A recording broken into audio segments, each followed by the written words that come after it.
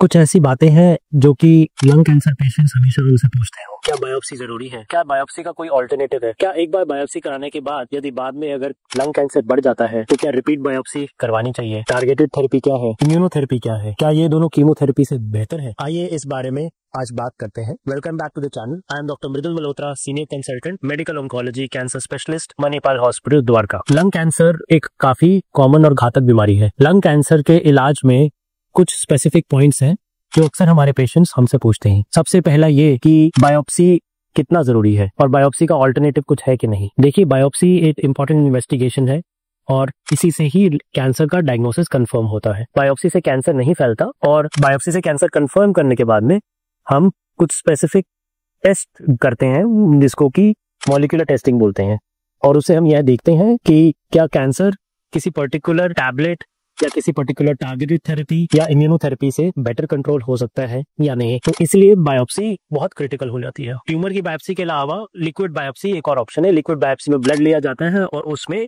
Similar taste किए जाते हैं। ऐसा 30% चांसेस में देखा गया है कि जो कि ट्यूमर की बायोप्सी में मिस हो जाता है और लिक्विड की बायोप्सी में पिक हो जाता है, और इसका उल्टा यानी कि ऐसे 30% चांसेस हैं जो कि ट्यूमर की बायोप्सी में पिक हो जाता है और लिक्विड की बायोप्सी में मिस हो जाता है। तो दोनों, ट्यूमर की बायोप्सी और लिक्विड बायोप्सी, दोनों एक दूसरे को कॉम्प्लीमेंट करते हैं। तो ये तो हुई बायोप्सी की बात। अब दूसरी बात कि जब लंग कैंसर का पेशेंट आता है वह कहता है कि मेरे को टारगेटेड थेरेपी और इम्यूनोथेरेपी ही लेनी है, इसके अलावा मुझे कीमोथेरेपी अवॉइड करनी है। देखिए, टारगेटेड और इम्यूनोथेरेपी तभी काम करेगी जबकि आपकी मॉलिक्यूलर टेस्टिंग जो है उसको प्रेडिक्ट करेगी कि आपकी बॉडी, आपके कैंसर में कुछ ऐसे पर्टिकुलर टारगेट्स अवेलेबल हैं जिसपे कि वो पर्टिकुलर दवाइयां काम करेंगी। यदि वो टारगेट्स अवेलेबल नहीं है तो टारगेटेड थेरेपी और इम्यूनोथेरेपी अकेले काम नहीं करेगी, आपको कीमोथेरेपी को उसमें ऐड करना पड़ता है। इनिशियली अगर पेशेंट को बहुत ज्यादा सिम्टम्स है, चेस्ट पेन, ब्रेथलेसनेस या गले में दर्द या कहीं और कोई बोन पेन्स है, तो इनिशियल सिम्टम कंट्रोल के लिए हमें कीमोथेरेपी स्टार्ट करनी पड़ती है, और जब तक रिपोर्ट आती है उसके बाद हम टारगेटेड और इम्यूनोथेरेपी ऐड करते हैं। तो इसलिए कीमोथेरेपी क्रिटिकल हो जाती है इस केस में। एक और बहुत इंपॉर्टेंट सवाल है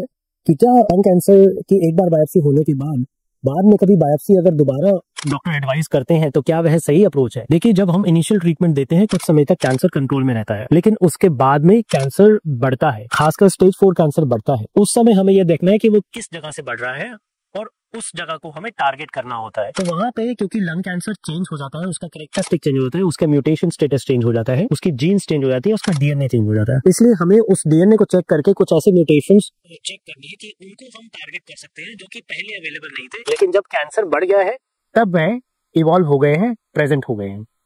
तो इसलिए उनको रिपीट बायोप्सी में चेक करके हमें ये देखना पड़ता है और फिर उनको टेस्ट करना पड़ता है मॉलिक्यूलर टेस्टिंग के द्वारा, और यदि उसमें हमें कोई टारगेट मिल जाता है तो हम सेकंड टाइम जब बीमारी बढ़ गई है उस टाइम भी हम कैंसर को बेटर कंट्रोल कर पाते हैं। तीसरी बात है कि लोग कहते हैं कि सर हमें सिर्फ इम्यूनोथेरेपी चाहिए। देखिए, कुछ ऐसे फैक्टर्स हैं जिसमें इम्यूनोथेरेपी अकेले काम नहीं कर सकती। उसमें हम PDL1 स्कोर देखते हैं। यदि PDL1 स्कोर लेस देन 1 है, ऐसा बहुत मुश्किल है कि अकेले इम्यूनोथेरेपी काम करेगी।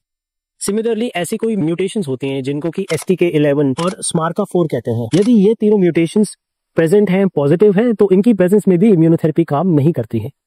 तो इसीलिए हमें जो भी ट्रीटमेंट पेशेंट को देना होता है वो उसको पर्सनलाइज करके देना पड़ता है, उसके कैंसर के म्यूटेशंस, जीन्स के स्टेटस के हिसाब से देना पड़ता है। तो यह कुछ ब्रीफ जानकारी थी लंग कैंसर के बारे में जो कि लंग कैंसर के पेशेंट्स अवगत होना चाहिए, और इससे जो है मैं समझता हूँ कि इस बीमारी को समझने में पेशेंट्स को बहुत मदद होगी। बहुत बहुत धन्यवाद।